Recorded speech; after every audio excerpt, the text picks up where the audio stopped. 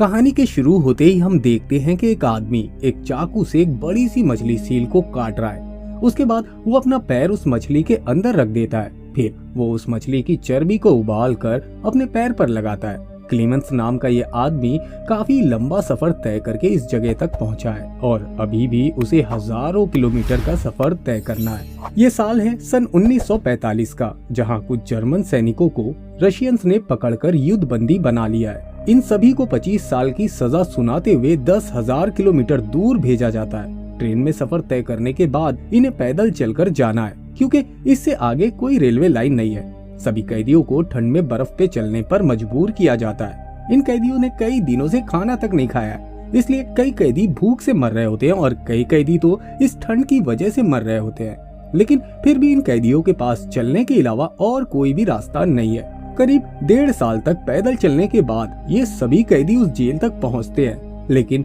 ना तो इस जेल की कोई दीवार है और ना ही कोई दरवाजा। चारों तरफ बस बर्फ ही बर्फ है, इसलिए बिना खाने के सामान का इंतजाम किए कोई कैदी यहाँ से भाग ही नहीं सकता।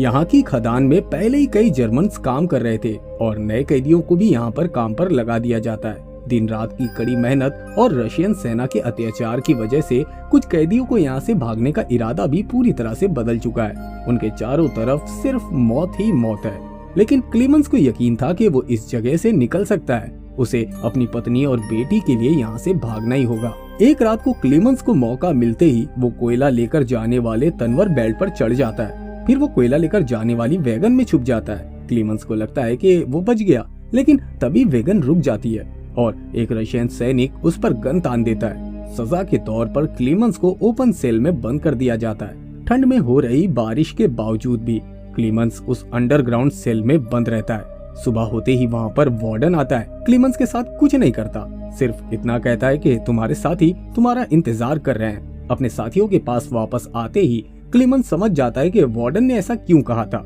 सभी कैदी क्लीमेंस को सजा देने के लिए तैयार होते हैं, क्योंकि क्लीमेंस के भागने के जुर्म में वार्डन ने सभी कैदियों को 5 दिन का खाना देने से मना कर दिया था। कैदियों के हाथों मार खाने के बाद क्लीमेंस बुरी तरह से घायल हो जाता है, जिसे देखने के लिए वहाँ एक डॉक्टर है। क्लीमेंस उस डॉक्टर से कहता है कि वो उसकी पत्नी के लिए एक लेटर लिखे, लेकिन डॉक्टर कहता है कि यहाँ से कोई भी लेटर नहीं भेजा जा सकता।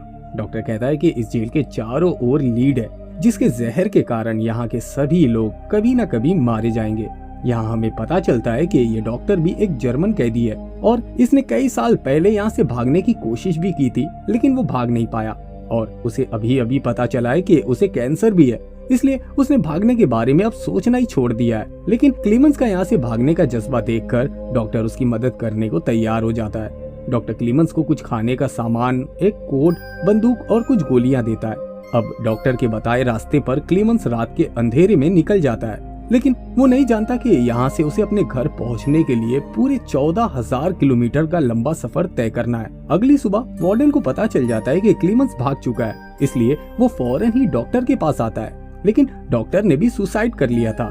गुस्से में वार्डन बाकी के कैदियों के पास जाकर पूछताछ करता है, लेकिन किसी को कुछ भी पता नहीं है। वार्डन अपने सैनिकों को क्लीमेंस को ढूंढने के लिए भेजता है। देखते ही देखते पूरे 5 दिन हो जाते हैं। सर्च पार्टी आसपास का 100 मील का एरिया छान मारती है, लेकिन क्लीमेंस का कोई पता नहीं होता।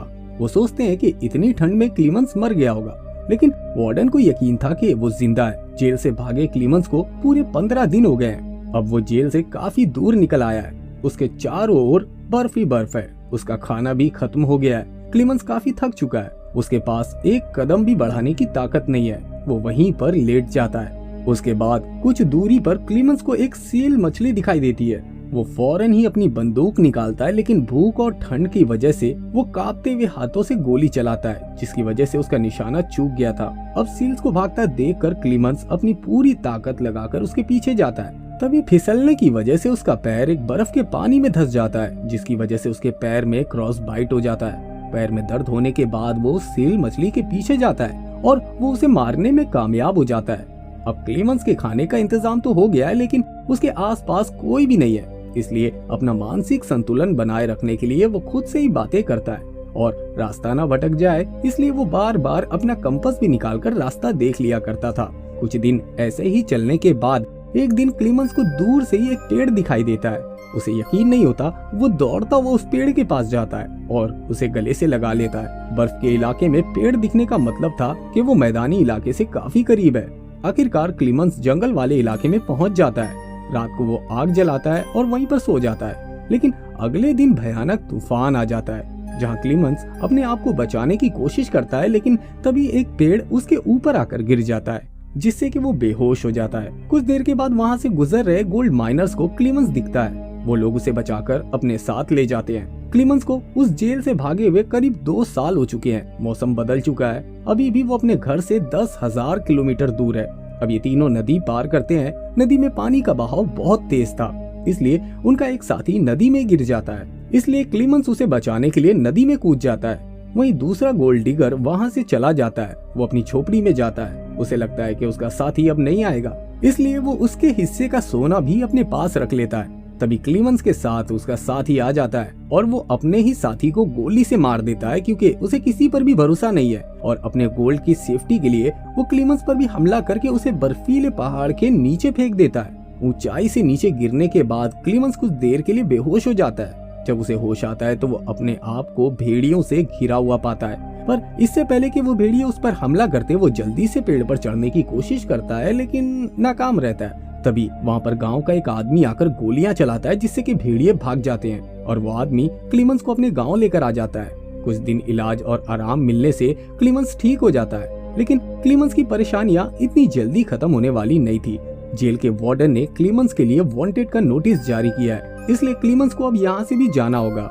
जाने से पहले गांव के लोग उसे खाने पीने का सामान और एक हस्की डॉग देते हैं। करीब 1 साल पैदल चलने के बाद क्लीमेंस आइसलैंड से बाहर आ जाता है। जब वो मैदानी इलाके से गुजर रहा होता है, तब उसका कुत्ता एक लकड़ी की फैक्ट्री में घुस जाता है। क्लीमेंस भी उनके पास जाता है। वहाँ के लोग क्लीमेंस को खाना खिलाते हैं और बताते हैं कि यहाँ से गुजरने वाली ट्रेन उसे चितार शहर तक पहुँचा सकती है। क्लीमेंस उन लोगों का शुक्रिया अदा करता है और ट्रेन में सवार हो जाता है। क्लीमेंस बहुत ही ज्यादा खुश है, क्योंकि जल्दी ही वो अपने घर पहुँचने वाला है। लंबे सफर के बाद ट्रेन स्टेशन पर रुकती है। क्लीमेंस जब बाहर देखता है तो डर जाता है। दरअसल लकड़ी की फैक्ट्री के ओनर ने क्लीमेंस को पहचान लिया था और इस बारे में उसने वार्डन को भी इन्फॉर्म कर दिया था। इसलिए वार्डन स्टेशन पर अपने सैनिकों के साथ खड़ा होता है। इस मुश्किल घड़ी में क्लीमेंस का डॉग वार्डन पर हमला करता है। मौका देखकर क्लीमेंस वहां से भाग जाता है। वो स्टेशन के ब्रिज पर चढ़ जाता है और वहां से गुजर रही एक ट्रेन पर कूद जाता है। वहां से बच निकलने के बाद कई महीने बीत जाते हैं। क्लीमेंस आखिरकार सेंट्रल एशिया पहुंचता है। वो एक शहर में घूम रहा है। उसे भूख भी लगी है, लेकिन उसके पास पैसे नहीं है। तभी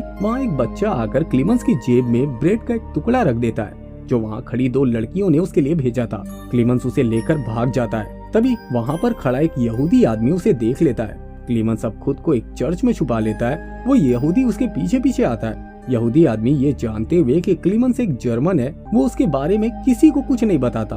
वो क्लीमेंस को अपने घर ले जाता है। क्लीमेंस उसके घर ठहर कर अपना हुलिया सही करता है। वो आदमी क्लीमेंस को अपने घर रुकने के लिए कहता है और बाहर जाता है। जब वो आदमी बाहर से आता है तो देखता है कि क्लीमेंस वहाँ पर नहीं है, इसलिए वो चर्च जाता है, जहाँ पर क्लीमेंस उसे मिल जाता है। क्लीमेंस कहता है कि वो किसी पर भी भरोसा नहीं कर सकता।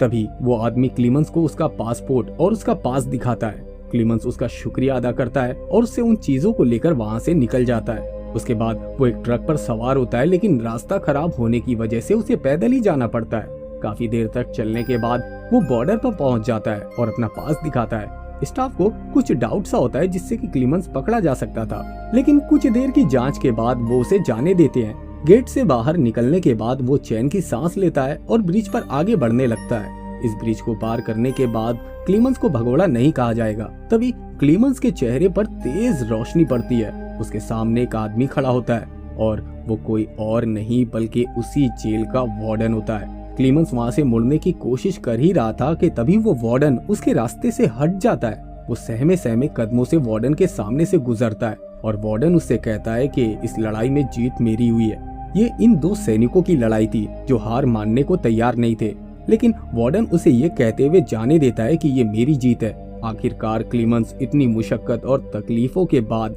जर्मनी में अपने गाँव पहुँच जाता है। उसकी बेटी और वाइफ चर्च में होते हैं। क्लीमेंस चर्च में आता है। तभी उसकी बेटी मुड़कर पीछे देखती है और अपने पिता के पास जाती है। पूरे 7 साल और 14,000 किलोमीटर का सफर तय करके क्लीमेंस अपने घर लौट आया था। खुशी से उनकी आंखों से आंसू निकल आते हैं। और इसी के साथ ये मूवी यहीं पर खत्म हो जाती है। दोस्तों, अगर आपको हमारा ये वीडियो पसंद आया हो तो वीडियो को लाइक करके चैनल को सब्सक्राइब कर दें और हाँ, बेल आइकन के बटन को दबाना ना भूलें। फिर मिलेंगे अगले वीडियो में। जय हिंद।